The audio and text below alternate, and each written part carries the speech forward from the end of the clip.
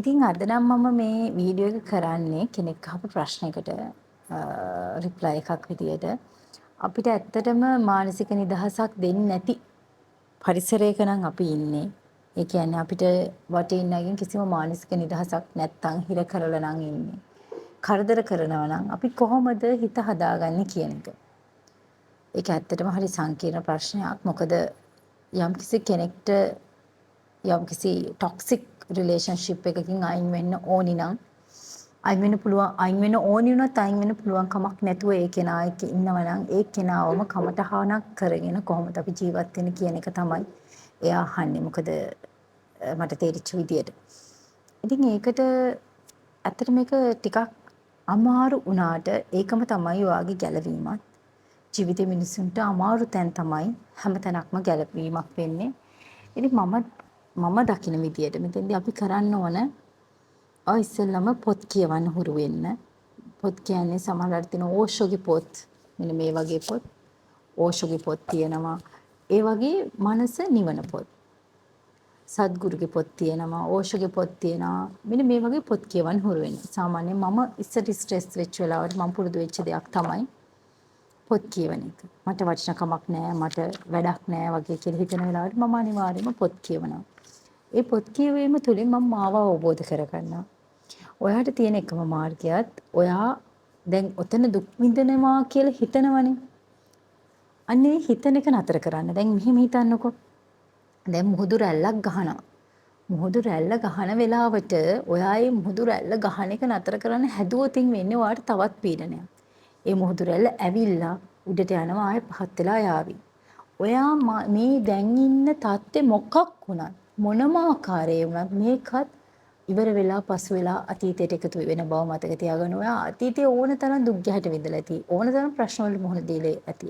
හැබැයි මේ ප්‍රශ්න අද වෙනකොට නෑ වගේම මේ ප්‍රශ්නත් පහුවෙලා ඉවර වෙලා නැති වෙලා යන බව හොඳට මතකේ තියාගෙන ඔයාගේ හිත ඒ කෙනා ගැන හරි ඒ දේ ගැන හරි හිතන්නනේ පීඩණයටපත් වෙන්නේ.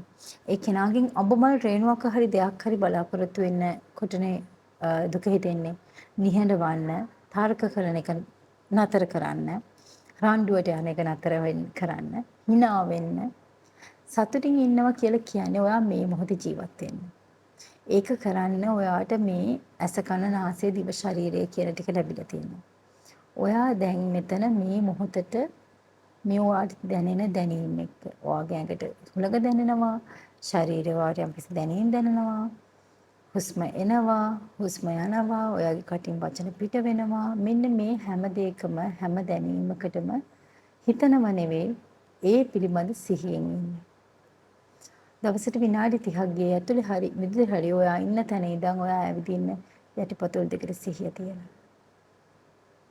ඔයාගේ ඔය තියෙන සිතුවිලි හැම ස්වභාවයක්ම හැම දුකක්ම කොච්චර ලොකු බර වලාකුලක් වුණත් එක තැන තියෙන්නේ නැහැ වගේ තැනින් තැනට යනවා කියන එක හිතා ගන්න. ඒක අනිවාර්යයෙන් මේ විදිහටම වෙනවා.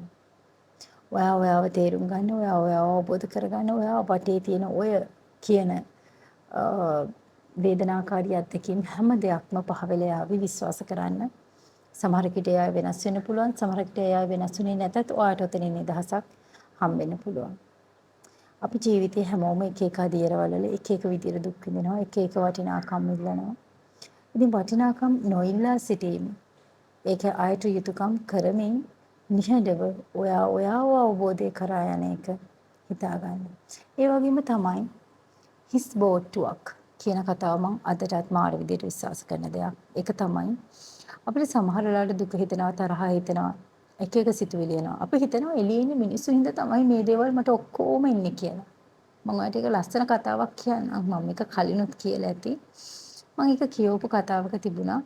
එයාට භාවනා කරන්න ආරණ්‍ය හරි කරදරයි කියලා එයා යනවා ගඟ මැදට බෝට්ටුවකින්.